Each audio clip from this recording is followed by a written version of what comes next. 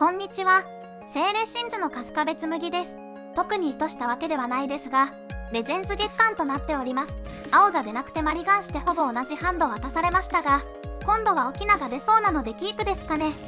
早速ハンドに見えてますが、今回はアガサの大釜を使いたいデッキ。おもちゃ感たっぷりですが、回るとエグいのでぜひご覧ください。お相手白タン、めちゃしんどいですが赤よりはマシかな。こちらは青が出なかったので早速アガサの大釜をキャスト。能力がややこしいので左を見てね。トップは完璧なアンタップインランド。これはまだ耐えそうです。あんまり意識していませんでしたが、沖縄耐え白でなかなか壁として優秀ですね。お相手壁が突破できずここはしゃがむターンにする様子。イオスは1枚ヒットで実質キャントリックに。ここでコンボ完成です。対戦ありがとうございました。まず第1のコンボ、シガルダとスクレルブです。これは実装当初から気づいている方も多いですが、スクレルブとシガルダで実質全体呪言、除去とインスタント除去で2枚ないとシガルダは取れないので、特に白系のデッキに対してはほぼ全ての除去を防ぐことが可能です。そして第2のコンボ、アガサとハジャールです。適当なトークンにカウンターをつけて、これを探ることで全体に破壊不能がつきます。ついでにプラス1修正がついたことで綺麗に4が取れました。ここでお相手投了。対戦ありがとうございました。2戦目、対戦よろしくお願いします。怪しいですがダニシガルダが揃ってるのでキープしてみます。クリーチャー枚数が重要なデッキの上、マナベースがやばいのである程度は妥協のゆるキープも必要です。お相手赤タン、またアグロ相手に先行ですが、対赤タンで高校なら動画になってないのでしゃあなしです。こちらはラッキーな黒い土地。3ターン目は何とか動けそうですね。お相手ひなからフルパン、何か持ってそうですが、1マナのリレイは火遊び。ここ顔面に言ってきたのが敗因になるとはまさか思うまい。こちらは駆け抜け4をキャスト。新規実装した墓地の侵入者の足ですが、立ってるだけでトークンを増やしてくれるのはめちゃくちゃアドいです。このデッキ的には貴重な伝説でトークンを量産できる1枚です。お相手赤敵大将をキャスト。そしてブロッカーなんて知ったことかのフルパン。このアタックはクマ確定です。クマケアはタフ1分余裕を見ることですね。この場面だと即走をブロックしてはいけません。2点抜けますが、2枚と1枚でトレードして2点抜けただけなのでそれほど悪くないコンバットだったと思います。そしてこちらはシガルダをキャスト。クマさえケアすれば鉄壁の盤面です。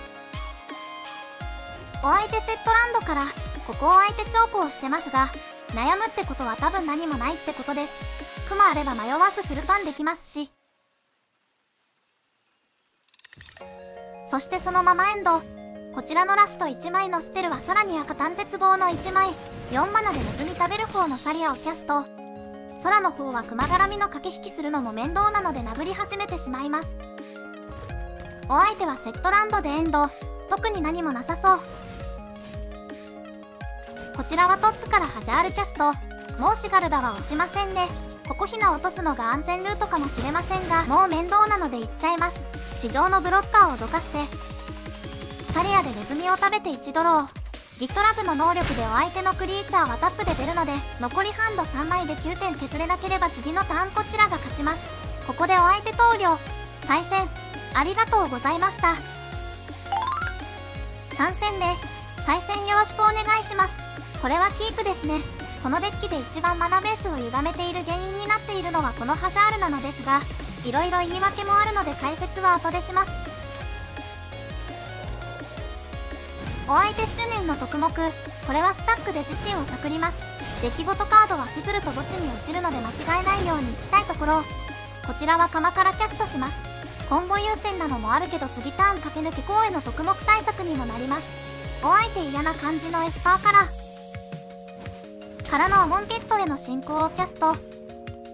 トップからトラクサがめくれたのが見えました。これはリアニデッキですね。ディスカードはスクレルブを選択。この辺りはもはや墓地にいた方がアドです。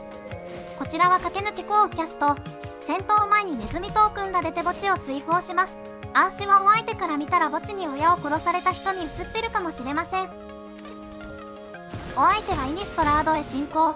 釜じゃなくスクレル部からなら生きてたのですが、これは完全に裏目。墓地を見ますが、ここからじゃどうにもならないので解決します。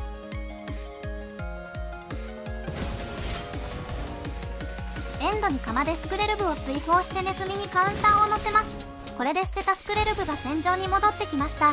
こちらはコンボ成立のシガルダを引きます。あとは土地待ちの形。一応ハジャールは生かす形で5。お相手釜を触って何か確認してます。釜絡みのコンボで正解の動きをするのはかなり難しいでしょう。そしてお相手コンボなんて知ったことかのシェオルドレッドキャスト。単純に肉質で押されると一番きついので、これは間違いなく正解。こちらはシェオル除去からもいけましたが、ここは強気のシガルダキャストからいきます。現状シガルダを取るには除去5枚要求なので、太陽光界外じゃほぼ死にません。お相手悩んでからシェオルでバトルアタック。お相手のアトラクサは追放してるので、こちらの墓地からコピーになりますが、まあいいかということでアタックは通します。この裏面墓地のカードを対象に取ってはいないので、スタックアガサはダメっぽいですね。からのお相手アモンペットへの進行をキャスト。こちらのリソースを絞りに来ます。こちらとしては必要なカードはもう落ちてるので、これ以上切削されてもそれほどアドはないです。からのお相手の毒火狙い。残念。そこにスクレル部がいるのが見えていなかったようですね。エンドに大釜起動でカウンターを1個乗せます。アトラクサはお相手がリアニを使ってから追放すればいいので、とりあえず掘っておきます。これで盤面は実質スクレル部2体とハジャール2体。残念ながらデッキトップは外れ、このターンは除去に使いますか。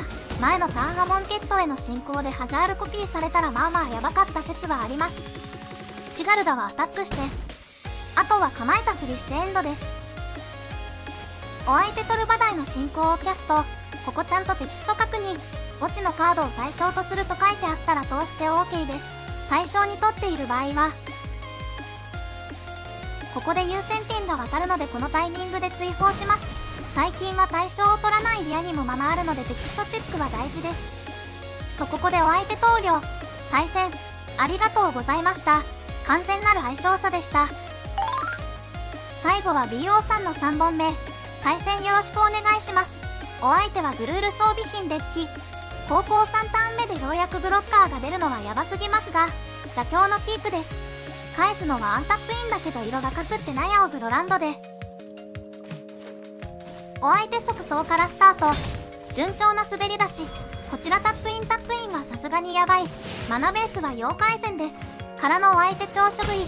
これで即走除去しても速攻が残りますね。こちらは完璧なアンタップインランドをドロー。これならまだ前そう。お相手無謀なる衝動からドローはランド2枚。これは割と強いめくれだと思います。バットリがあるのか分かりませんが、さすがに受けてられないということでブロックに回します。ここは無事トレードが通って一安心。ただし次からは1マナで速攻がつくようになりました。こちらはスクレルブキャストしてエンド。お相手ピクニック嵐をキャスト。いやーマジで強いですこいつ。2マナと1マナでパワー4速攻2段攻撃はヤバすぎます。こちらはフォーロー王を構えます。何とかなってくれ。お相手即走から追加のピクニック嵐。出来事自体はいいんだけど、次のターンまた速攻確定してるのがヤバい。ここはマストでピクニック嵐を除去。4点は開けて残り5点。